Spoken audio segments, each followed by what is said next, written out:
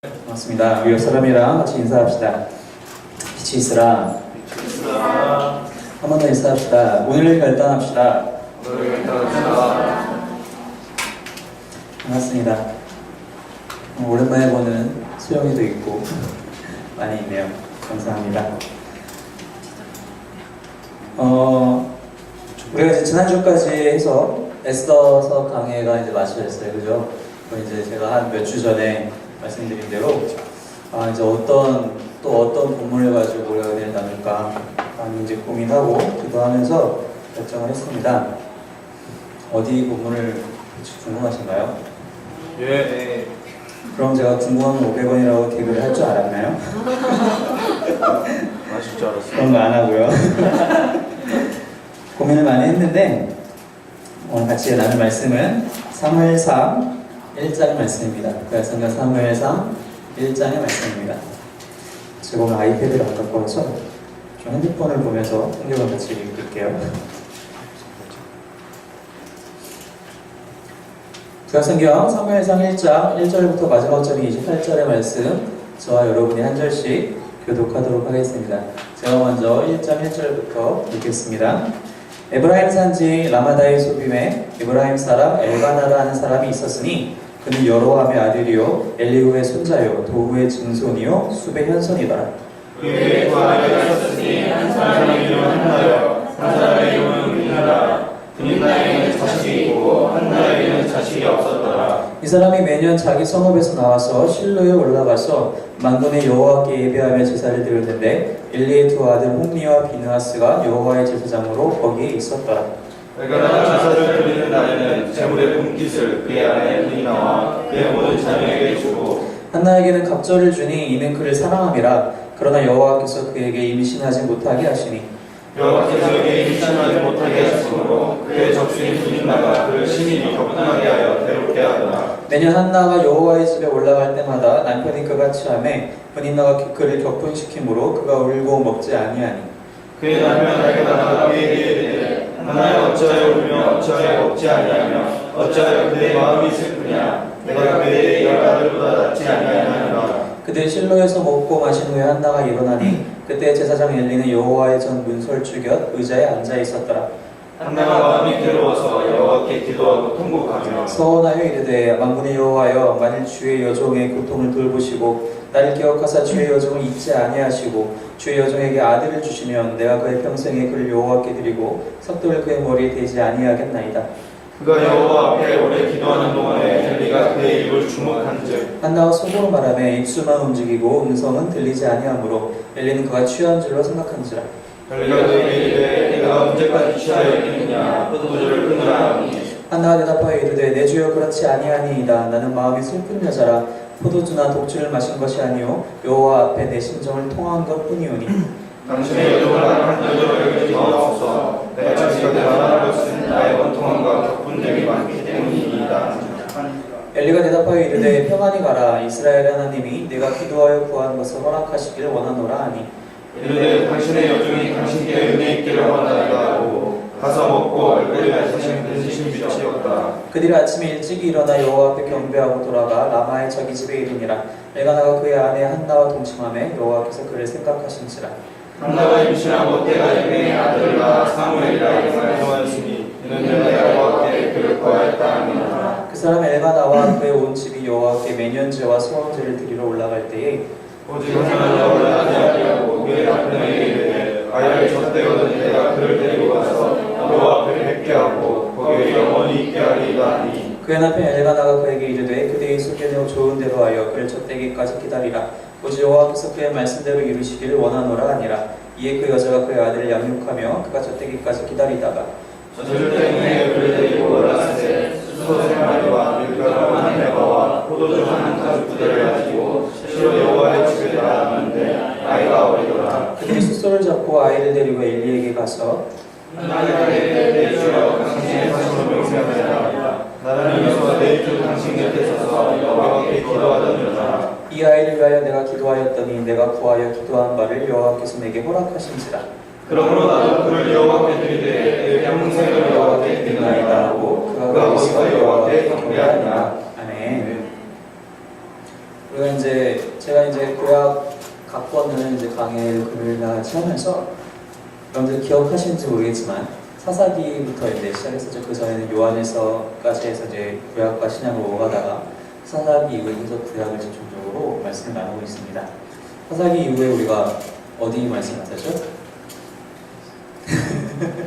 바로 에스더 갔어? 사사기 이후에 에스더 전에 룻기 그렇죠. 사사기 바로 뒤에부터는 룻기를 같이 말씀 나누고 기억이 없나 봐요. 룻기가 짧아가지고 기억이 없나 봐. 그리고 이제 그 이후에 에스더 말씀을 보고 이제 오늘부터 다시 사무엘 3을 같이 나누려고 합니다. 여러분 그 사사기부터 쭉 지나오시면서 어떤 생각을 하셨는지 모르겠어요. 이제 물론 이제 말씀을 꾸준히 매주마다 들으신 분들도 계시고 또 집에서 말씀으로 그냥 읽으면서 묵상하신 분들도 계시겠지만 사사기 이후에 우리가 지금 룻기 에스더를 지나오면서 여러분들이 받으시는 그런 어떤 특별한 은혜라든지 이러한 일들이 이 당시에 있었구나 그럼 나는 어떻게 살아가야 되는가라는 그런 특별한 적용점이라든지 그런 것들이 어떻게 있었는지 모르겠어요. 근데 우리가 이제 한 가지 이제 생각해봐야 될 것은 말씀을 읽을 때 우리가 성경 각본을 읽을 때 각본에 대한 주제도 중요하지만 특별한 주제가 있지만 그 주제가 구약 전체의 주제 그리고 성경 전체의 주제와 어떻게 맞닿아 있는가를 좀 우리가 보고 읽으면은 묵상하면은 더 많은 것들을 우리가 캐치할 수 있다는 거죠. 우리가 이제 지금 양육반을 하기 전에 성경 개발 목사님이랑 같이 이제 시간을 가졌었는데 성경의 주제가 어떻게 돼 있었죠?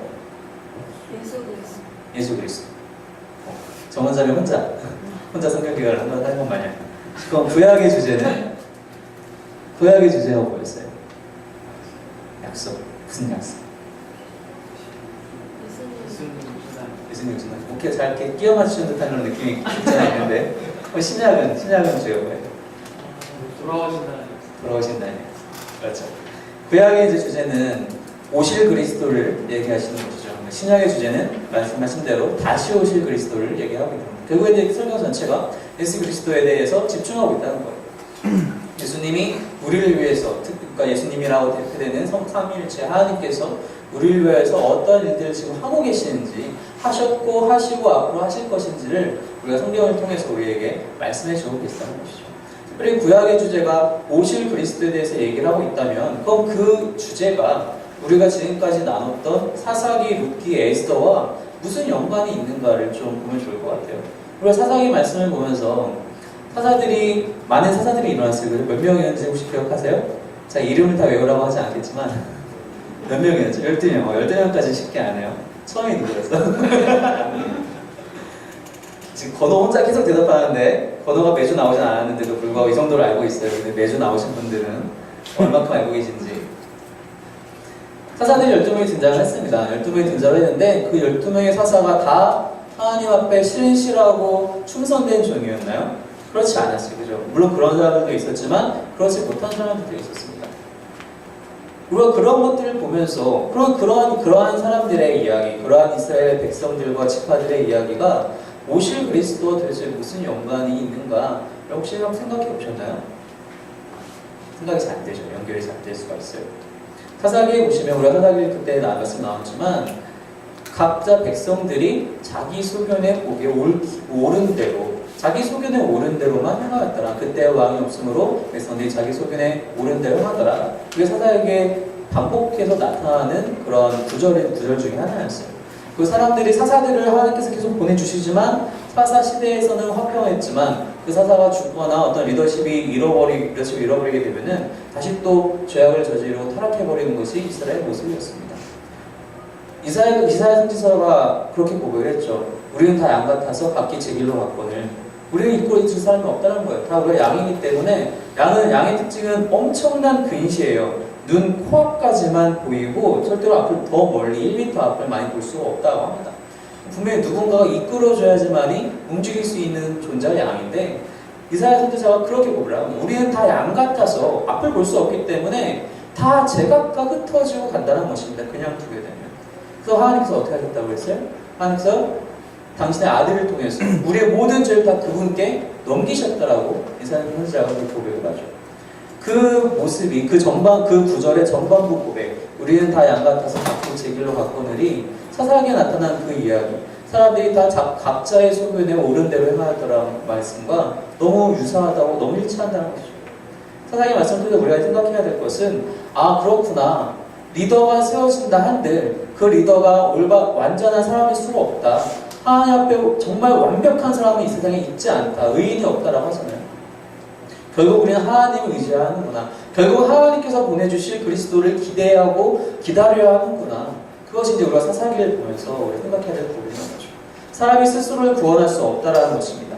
그것이 사람 각 개인이든 지파의 문제든 민족의 단위이든 스스로 구원할 수 있는 능력이 전혀 없다라는 것입니다. 결국 예수님을 통해서만이 이것이 가능하다. 내가 너에게 사사라는 리더를 너에게 보내줌으로써 한 가지 예표를 보였지만 이들도 완전한 것이 아니다. 기드온의 타락 어땠습니까? 삼손의 타락이 어땠습니까? 그걸 다 보지 않았습니까? 그것이 완전한 것이 아니다. 그래서 이제 우리가 룻기로 넘어와서 그렇게 혼란한 시기에 많은 사람들이 그렇게 각자의 소견에 옳은 대로만 행하던 그 시기에 하나님께서 어떻게 행하셨는지 우리가 보게 되었죠.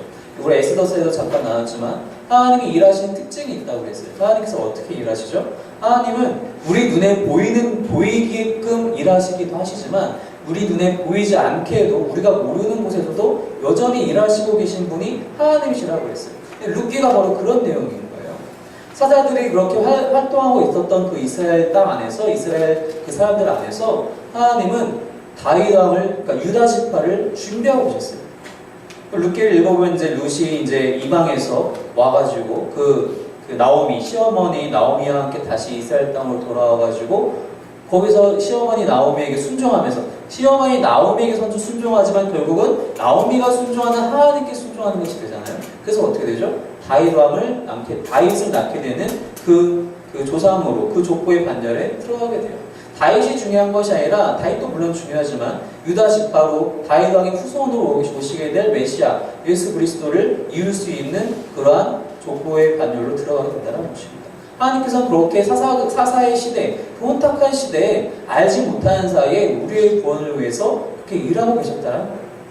에스더서 역시 마찬가지죠. 우리가 바로 지난주까지 나왔던 그 에스더 역시 그 이방 땅에서 포로기라는 얼마나 불안한 생활이니까, 물론 이제 에스더는 왕궁에 들어갔지만 그럼에도 불구하고 여전히 불안한 건 마찬가지죠. 30일 동안 왕을 만나지 못한 상황이었잖아요. 그 와중에서도 하나님께서는 그 모든 모략들을 다 없이 하시고 예수 그리스도를 위한 길을 또 예배하시는 분이 하나님이셨잖아요. 그죠?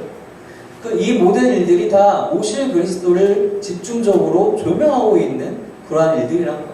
우리가 그냥 단순히 말씀 구절 하나하나만 보고만 물론 그렇게도 우리가 은혜 받을 수 있지만 전체를 보면서 하나님께서 이렇게 일하시는구나.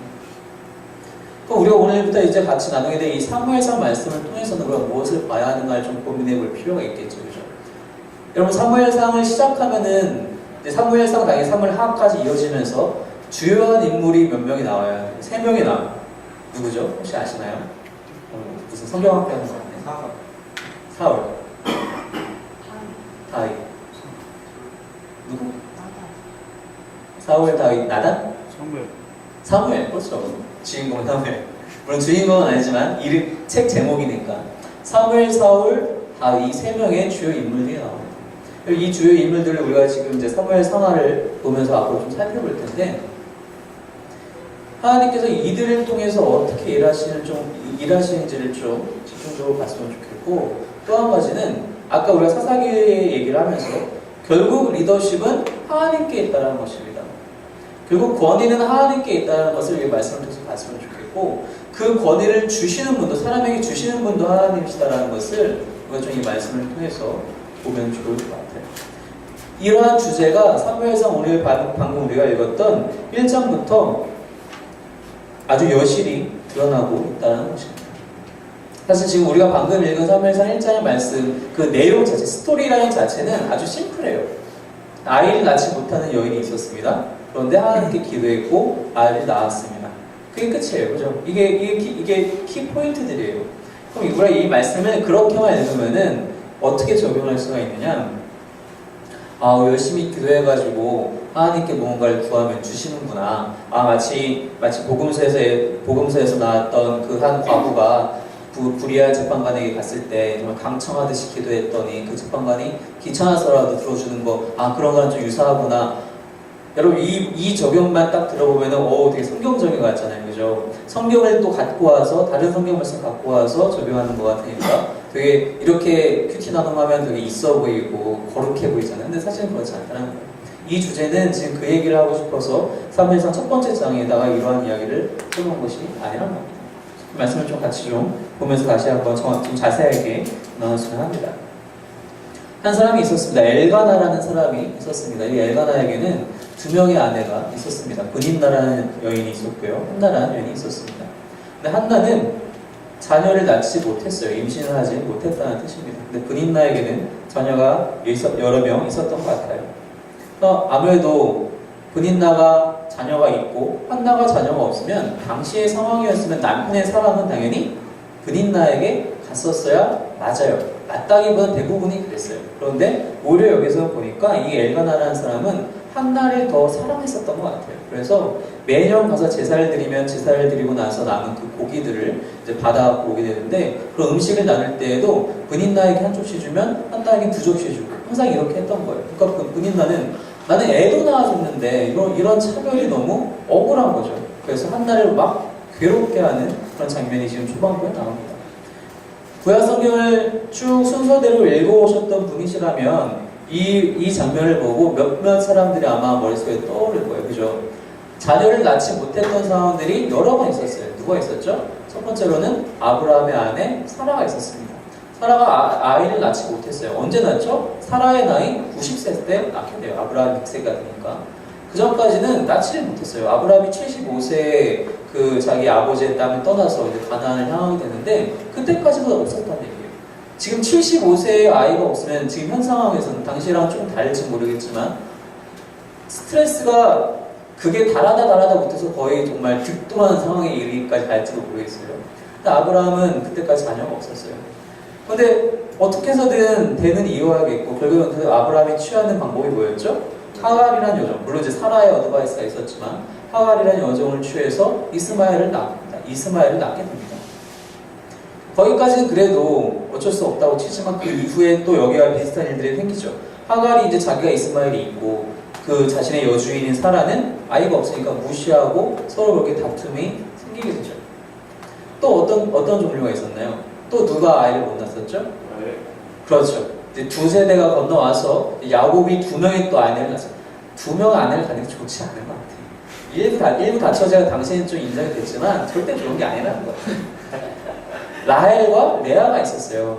야곱이 누굴 더 사랑했죠? 라헬을 더 사랑했어요. 근데 라헬은 역시 아이가 없었어요. 레아가 먼저 낳기 시작했어요. 레아가 먼저 낳았고 또 이제 여종들이 낳고 마지막에 이제 라헬이 낳게 됩니다. 근데 여기서 라헬은 어떻게 했어요? 자기가 아이가 없는 것 때문에 질투심이 막 그게 달한 거예요. 그죠? 막 별짓을 다 했잖아요. 물론 여기서는 우리가 좀 계속 읽겠지만 한나는 오히려 기도하고 참았지만 라헬은 그렇지 못했어요. 그래서 라헬이 이름을 지을 때마다 좀 공격적인 이름들을 짓게 돼요. 자신의 여종이 낳을 때라든지 자기가 직접 아이들을 낳았을 때라든지 하나님의 성품을 좀 볼 수 있는 장면들이죠. 또 어떤 사람들이 있었나요? 아이를 낳지 못한 사람. 한번 하나 더 케이스가 있는데 누가 특별히 말씀에서 나왔었던 케이스가 하나 더 있는데 이렇게 얼버무리는 아무도 일단 누가 있었죠? 삼손. 그렇죠. 삼손의 마노아라는 사람이 있었죠. 그 마노아 그의 부인이 그 아이가 없었어요. 근데 그 가운데 천사가 나타나서 아이가 이제 생길 것이다. 그가 이스라엘을 구할 것이다. 삼손도 그런 일이 있었죠. 삼손은 또 여기서 또 특별하게 이제 우리가 뒤에서 보겠지만 또 나실인이에요. 그죠? 그래서 이제 이 사무엘과도 좀 비슷한 점이 있습니다. 근데 그렇게 항상 아이를 낳지 못할 때에는 항상 이유가 있었다는 거예요. 그냥 그들이 어떤 신체적인 조건 때문에 어떤 환경적인 요인 때문에 그렇기 때문에 아이를 못 낳은 것이 아니라 다 분명한 이유가 하나님의 이유가 있었다는 것입니다. 아브라함의 때도 그랬고요, 마노아 삼손의 때에도 그랬고요, 라헬의 때에도 다 그랬다는 것입니다. 그 이유가 분명히 있다는 걸 좀 염두에 두면서 말씀을 좀 더 읽어보면 좋을 것 같아요. 그렇게 해서 이제 그 브닌나는 아이가 있었고 한나는 아이가 없었습니다. 그래서 한나는 당연히 마음속에 갖는 그런 슬픔과 고통과 아이가 없이 당하는 그런 서름들, 그런 극도의 스트레스 때문에 날마다 할 수 있는 것은 기도밖에 없었어요. 특별히 이렇게 매년에 한 번씩 가족들 전체가 그쵸? 이제 그 당시에 이제 성막이 있었던 실로 올라가서 제사를 드릴 때면 기회는 이때밖에 없는 거예요. 하나님 앞에 나와서 기도할 수 있다 이때밖에 없는 거예요. 그래서 이제 한나는 그 성전 앞에 성막 앞에 나아가서 여유 있는 성막 안에 들어갈 수가 없으니까 성막들에서 항상 날마다 이렇게 갈 때마다 기도를 하는 거예요. 울면서 기도를 합니다. 어떻게 기도를 했느냐? 오늘 말씀 본문에 보니까 11절에 보니까 서원하여 이르되 왕군의 여호와여 만일 주의 여종의 고통을 돌보시고 나를 기억하사 주의 여종을 잊지 아니하시고 주의 여종에게 아들을 주시면 내가 그의 평생에 그를 여호와께 드리고 삭도를 그의 머리에 대지 아니하겠나이다. 아까 얘기했던 나시린의 서원입니다. 그럼 민수기 말씀 우리가 지금 그 셀라이프에서도 민수기 본문이 나왔는데 민수기 본문에 보면은 나시린 서원이 나와요. 얼마 전에 나왔었잖아요, 그죠? 본문이 나오는데 나시린 서원은 원래 정해진 기간이 있어요. 뭐 2년이냐 2년, 뭐 한 달이면 한 달, 뭐 이런 식으로 본인이 서원을 하는 거예요. 그 서원한 기간 동안만 지키면 되는 겁니다. 그러니까 딱 두 사람이 지금 여기서 나타나는 이 사람과 이 아직 받지 못한 아들과 삼손 이 두 사람만이 평생에 걸친 나시린 서원을 하는 겁니다. 물론 삼손은 지키지 못했지만 그렇게 서원을 해요. 그렇게 열심히 기도를 하고 있어요. 그런데 그때 엘리라는 제사 당시의 대제사장이 그 모습을 봤습니다. 뭐라고 얘기하죠? 한나한테 여인아 너 왜 낮부터 대낮부터 술 취해가지고 성전과 성막 앞에 와가지고 이런 추태를 부리냐? 당장 돌아가라. 당장 돌아서 술 좀 깨. 지금 뭐하는 짓이야? 호통을 칩니다. 방금 제가 이제 말씀 초두에 우리가 주목해야 될 부분이 하나님의 리더십에 대해서 얘기했었고 사람들에게 부여되는 하나님의 리더십에 대해서 또한 얘기했었는데 이제 그것이 이제 여기서부터 시작이 돼요. 엘리 대제사장이라면 대제사장이기 때문에 이스라엘 전체의 영적인 아버지가 교회합니다. 맞죠? 대제사장이라는 직분 하나만으로 그런 은혜와 능력을 받을 수 있는 자리에 있는 자라면 그런 사역을 감당해야 되는 사람이에요. 근데 엘리는 전혀 현재 분별력이 없습니다. 성전 앞에 앉아는 있지만 앉아만 있는 거예요. 앞에 나오는 사람들을 제대로 바라보지 못하고 있어요. 하나님 앞에 나오는 사람들에게 제대로 관심을 갖지 못하고 있다는 것입니다. 리더십이 부여는 되었지만 그가 그것을 사용하고 있지 못하고 있어요. 물론 그의 나이가 있기 때문에 그랬는지 모르겠어요. 젊은 날에는 더 왕성한 사역을 했었는지 모르겠습니다. 하지만 이제 이 뒤로도 이제 그의 아들 홈리와 비나스가 많은 악행들을 저지르게 되는데 거기서 나타나겠지만 리더십이 점점 엘리에게서부터 떠나가고 있었어요. 그래서 그 한나가 기도하는 것을 기도라고 보지 못하고 술 취해서 저렇게 주정 부린다고 생각했던 거죠. 그랬더니 여기서 한나의 반응이 정말 최고입니다. 한나가 뭐라고 얘기를 하느냐? 15절에 보니까 그렇지 않습니다. 내 주여 그렇지 않습니다. 나는 마음이 슬픈 여자라 포도주나 독주를 마신 것이 아니요 여호와 앞에 내 심정을 통한 것뿐이옵니다. 영어 성경에 보면 번역을 뭐라고 그랬냐면요. 내 심정을 통했다라는 것을 내가 나의 모든 필링들을 나의 고통들을 하나님 앞에 pouring 막 부었다. 하나님 앞에 딱 부었습니다. 라고 이제 표현을 해요. 여러분 그래 보신 적 있으십니까? 저는 이 영어 번역도 정말 마음에 들고 이 한글 번역도 정말 마음에 들어요. 아 여호와께 내 심정을 통하였다. 내가 내 모든 마음의 심정들 다 여호와께 부었다. 쏟아 부었다. 전적으로 쏟아 부었다. 여러분 언제 그렇게 혹시 해보셨습니까? 오늘 아침에 오늘 또 이제 출근도 안 하는 날이었을 테니까 아침에 여유있게 PT 하시면서 해보셨나요? 아니면 어제 밤에 자기 전, 잠들기 전에 기도하시면서 혹은 한 달 전에 혹은 1년 전에 더 뒤로 가야 돼요? 아무도 대답을 안 하시네? 10년 전에? 하나님 앞에 쏟아붓는다는 것이 쉬워 보이지만 절대 쉽지 않아요. 그죠? 우리가 지금 하루에 1시간 기도하는 것을 운동하고 있는데 하루에 1시간 기도에도 이 경지에 다다르지 못할 때가 많이 있어요. 하나님이 도우시면 3시간, 4시간 기도할 때 겨우 나타날지도 모르겠어요. 또 어쩔 때도 하나님이 도우시면 30분, 10분만 해도 되기도 해요. 너무 감사한 일이죠.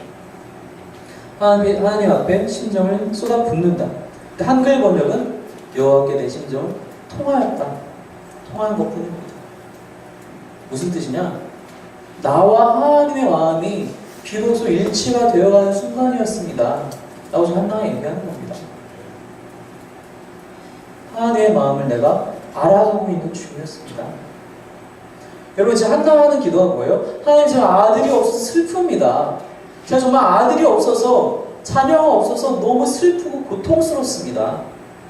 하나님께서 뭐라고 말씀하셨을까요? 한나가 지금 고백하는 것이 제가 하나님과 마음이 통했습니다 라고 고백한 것이라면 도대체 하나님은 한나한테 뭐라고 말씀하셨을까요? 그렇게 뭐라고 말씀하셨길래 한나가 저 하나님과 마음이 통했어요 라고 고백할 수 있을까요? 아마도 저의 생각에는 하나님께서 그 한나의 마음속에 그러냐, 나도 아들이 없다, 나도 지금 이 땅 가운데 내 자녀라고 부를 수 있는 사람이 없어서 너무 안타깝고 슬프다. 아직 사사시대가 끝난 시대가 아니거든요. 지금 이 시대는 사무엘이 이제 마지막 사사로서 이제 사역을 하게 되는데, 지금 사무엘 아직 태어나지 않았고 삼손은 이미 가버린 상황이고, 혼란스러운 사사시대에 하나님이 이스라엘을 바라보셨을 때 나도 아들이 없다, 나도 나를 아버지라 불러준 사람이 없다, 나도 답답하고 나도 고통스럽고 슬프다, 아마 이렇게 한나에게 얘기하지 않으셨나 싶어요. 그 하나님의 고통을 한나도 듣게 된 거예요. 알게 된 거예요. 아, 나만 그런 것이 아니구나. 아버지는 또 얼마나 슬프실까? 우리 아버지 하나님은 얼마나 슬프실까? 나도 이렇게 육신의 자녀가 없어서 이렇게 안타깝고 고통스러운데 온 이스라엘 백성을 보셔 두루 살피실 때 한 명도 나를 찾는 예배자가 없다라고 하시는 그 아버지의 마음은 얼마나 슬프실까? 여러분에게도 이러한 은혜가, 하나님과 마음을 통하신 은혜가 있기를 소망합니다. 아까 제가 잠깐 이제 질문 아닌 질문으로 언제 그런 적이 있으셨냐고 여쭤봤는데, 여러분, 하나님도요 우리가 갖고 있는 감정들 다 느끼세요, 그죠? 사랑, 슬픔, 기쁨, 만족함 다 느끼세요, 그죠? 하나님께서 우리에게 당신의 그런 성품들을 나누어 주셨기 때문에 동일하게 느끼시는 것이 많습니다. 대부분이죠. 저도 하나님께서 은혜를 주셔서 대표적으로 이렇게 두 가지, 하나님의 사랑, 하나님의 기쁨과 하나님의 슬픔을 느껴본 적이 있어요. 자주 그렇지 못해서 참 아쉽게도 자주 그러지 못해 좀 부족한 부분인데, 한 번은 이제 제가 학교 다닐 때, 대학원 다닐 때, 진학대학원에는 이제 1년에 한두 번씩 이제 부흥회를 해요. 이제 2박 3일 동안 부흥회를 하는데, 그날도 이제 부흥회 기간이었어요. 그게 제가 아마 1차인가 3차 때, 그때 이제 부흥회를 하고 있었는데, 부흥회를 하게 되면 이제 점심시간 그쯤 해가지고 이제 오전 예배를 이렇게 딱 드리고, 기도를 하는 시간이 있어요. 기도를 열심히 하는 시간이 있는데, 그 기도하는 시간 가운데 보통은 다 울면서 막 눈물을 흘리고 막 회개하고 막 난리가 나잖아요. 기도하는데 한참 좀 기도하는데 막 웃음이 나는 거예요. 왜 웃기지? 내가 뭐가 웃기지라는 생각도 들기 전에 그냥 웃음이 막 나는 거예요. 왜 그런가? 왜 웃음이 나고 뭐가 기쁜가를 기도하면서 그냥 속으로 한번 쑥 들어봤더니, 아, 하나님이 한 영혼이 돌아올 때 기뻐하시는 그 기쁨의 일부분이라고 말씀하시는 게 들리더라고요. 이거는 내가 정말 한 영혼이 나에게 돌아올 때 내가 기뻐하는 거에 100만 분의 1도 되지 않는다. 근데 너 이렇게 기뻐하고 웃고 있지 않느냐? 내가 한 영혼이 돌아올 때 얼마나 소중히 여기서 너가 알겠냐? 그 기쁨을 저게 알게 하시더라고요. 아, 이거구나. 한 사람에게 복음을 전하는 것이 하나님께는 이러한 기쁨이구나. 나는 그것을 발끝만치도 못 느끼고 있는 기쁨인데도 불구하고 이렇게 웃고 있는데 하나님 얼마나 기뻐하실까. 또 한 번은 이제 그 교회에서 수련을 가서 한참 이제 기도를 하는데, 가족들을 위해서 이제 기도를 하고 있었어요. 이제 아버지를 위해서 기도하는데, 이제 아버지를 위해서 기도하던 때에 아버지로 대표되는 하나님 아버지가 이렇게 같이 맥락이 연결이 되면서 아버지가 갖고 계시는 슬픔들에 대해서 또 알게 하시더라고요. 그러니까 나는 그냥 아버지 건강을 위해서, 육신의 아버지의 건강을 위해서 기도하던 중에 또 눈물이 나는 거예요. 왜 눈물이 나지? 하고 또 이렇게 마음속 깊이 들어가 보니까, 기도하며 들어가 보니까 하나님께서 갖고 계신 슬픔이란 것이 무엇이고, 그 하나님께서 나에게 베풀어 주신 사람들, 그 사람 때문에 오히려 생겨나는, 내가 그렇게 하지 못해 생겨나는 하나님의 슬픔이란 것이 어떠한 것인가, 그걸 또 이제 알게 하시더라고요. 그럼 하나님과 마음이 통한다는 것은 그게 어떠한 감정이든지 간에 큰 은혜예요. 그래서 그것 때문에 내가 하나님의 기쁨을 알게 되든 슬픔을 알게 되든 나에게 새로운 것들이 생겨요. 내가 무엇을 앞으로 하면서 살아가야 되는가, 내가 이제 무엇을 해야 되는가, 무엇에 포커스를 맞춰서 기도해야 되고 사역해야 되고 행동해야 되고 말해야 되는가 알게 된다는 것입니다. 한나도 역시 동일한 것을 느꼈다는 것입니다. 나는 여호와 앞에 내 심정을 통하였습니다. 그러나서 이제 엘리가, 아, 그랬냐, 미안하다, 너의 기도한 대로 이루어질 줄 믿어라. 그리고 이제 한나는 기쁜 마음으로 돌아가서 음식을 먹고 나누고 집으로 돌아갑니다. 그리고 하나님께서 19절에 보니까 19절 후반절에 보니까 하나님께서 여호와께서 그를 생각하신지라 마음이 통했잖아요. 그 자녀가 없음을 서로 마음이 통했잖아요. 이제 하나님께서 이제 그에게 때가 되었다. 이제 아들을 허락하시죠. 그 아들을 위해서 20절에 보니까 사무엘이라고 이름을 하더라는 것입니다. 그리고 나서 이제 한나는 그 아들 얻은 기쁨에 자신의 소원을 까먹지 않고 그 소원을 이제 지키려고 어떻게 얘기를 하느냐. 다음에 이제 엘가나가 또 한 번 온 가족과 함께 이제 올라가려고 할 때 저는 이제 이 아이의 젖을 뗄 때까지 여기서 기다리다가 젖을 떼면 이 아이의 모든 삶을 하나님께 드리겠습니다. 당시에 이제 그 유대인들은 이제 지금은 뭐 모유수유가 좋아서 그것이 더 좋기 때문에 분유를 안 하지만 당시에는 뭐 그런 거 있나요? 분유가 없으니까 그냥 무조건 모유수유죠. 한 평균적으로 3년 정도를 이제 젖대는 기간을 잡았다고 하더라고요. 아마 이제 이 한나도 아마 사무엘과 함께 3년의 시간을 보내고 이제 그 후에 가서 사무엘 전 삶을 바친 것 같아요. 그래서 이제 한나가 이제 마침 그때가 되었을 때 올라갑니다. 그 26절 말씀을 보니까 한나가 이르되 내 주여 당신의 사심으로 맹세하나이다. 나는 여기서 내 주 당신 엘리에게 가서 얘기하는 거죠. 여호와께 기도한 여자라 내가 이렇게 해서 기도하였더니 내가 구하여 기도한 바를 여호와께 내게 허락하신지라 그러므로 나도 그를 여호와께 드리되 그의 평생을 여호와께 드리니이다. 여러분 우리는 보통 기도할 때에 하나님께서 나에게 무엇을 주실지에 대해서 상당히 집중을 합니다. 그죠? 하나님 저에게 이것이 필요합니다. 그것이 설령 욕심이 아닐지라도 정말로 필요해서 기도하는 것일지라도 사실 우리가 기도할 때는 대부분 내가 구하는 것에 많이 집중을 하게 돼요. 하나님 저 정말 이것이 필요합니다. 이건 정말 욕심이 아니고 정말로 필요한 거예요. 정말 이거 저에게 꼭 허락해 주셔야만 합니다. 라고 이렇게 기도를 해요. 그리고 그 기도가 이루어지면 하나님 감사합니다. 그리고 끝이야. 우리는 점점 하나님의 사랑에 대해서 참 얘기를 많이 해요. 하나님 나에게 얼마나 큰 사랑을 베푸셨는지, 하나님 나에게 베푸신 은혜가 얼마나 놀라운지 말 그대로 어메이징 그레이스 하면서 고백을 해요. 근데 우리에게 없는 고백이 뭔지 아십니까? 그 은혜와 그 사랑으로 저는 이렇게 했습니다라는 고백이 없어요. 그 은혜와 사랑을 받았으면 그것을 하나님께 드리는 그 액션이, 그 기도 후에 그 액션이 있어야 되는데 그것이 없어요. 여기서 한나는 뭐라고 얘기를 해요? 하나님께서 나에게 주셨기 때문에 나는 그것을 다시 하나님께 드립니다라고 고백을 해요. 받은 사랑만 갖고 만족하는 것이 아니라 그것은 하나님께 속한 것이기 때문에 다시 하나님께 드리겠습니다라고 이렇게 결단을 해요. 우리는 받으면 받은 걸로 감사하고 끝이에요. 그리고 남들한테 가서 얘기할 때 간증이라고 얘기하면서 하나님께서 내 병을 고쳐주셨어요. 병을 고쳐주는데 그 이후의 삶이 그 전과 똑같으면 뜻을 하나는 이유가 도대체 뭡니까? 예수님께서 나사로를 다시 살리십니다. 그죠? 나사로 왜 살리셨을까요? 그걸 지난번에도 이제 말씀 가운데 봤었지만 나사로를 살리신 이유가 분명히 있어요. 그죠? 그것도 늦게 살리신 이유가 있어요. 먼저 가셨으면 고쳐주셨을 텐데 일부러 늦게 가셔서 죽으면서 살리신 이유가 있어요. 그죠? 그런데 그 살리신 이후에 나사로가 뭐 했죠? 복음 증거했어요. 가만히 그냥 평소의 삶을 다시 반복한 것이 아니라 복음 증거했어요. 얼마나 심하게 할 정도였으면은 사람들이 나사로를 잡아다 죽일 생각까지 할 정도로 복음 증거를 했어요. 예수님의 이유가 거기에 있어요. 근데 우리는 받으면 끝이에요. 받으면 기도 제목에서 이거 해결돼서 끝 체크하고 넘어가요. 체크하는 것도 참 감사하지만 체크하고 잊고 넘어가요. 내가 그 받은 것을 가지고 하나님을 위해서 무엇을 할 것이냐, 내 삶이 그래서 어떻게 바뀌었다는 변화가 없어요. 그래서 우리는 날마다 같은 기도를 해요. 하나님 저에게 빵이 필요합니다. 빵을 받았어요. 내일 하나님 저에게 빵이 필요합니다. 또 받아요. 내일 하나님 저에게 빵이 필요합니다. 또 빵을 받아요. 내일 언제까지 우리가 그렇게 살 것이냐는 것입니다. 하나님의 사랑은 너무나 크고 중요합니다. 우리 날마다 구해야 해요. 하지만 날마다 구했다고 해서 내 삶이 변해야 되느냐? 그건 또 별개의 문제라는 것입니다. 오늘 결단하지 않으면 불가능하다는 것입니다. 그리고 한나의 결단, 이건 쉬운 결단 아니거든요.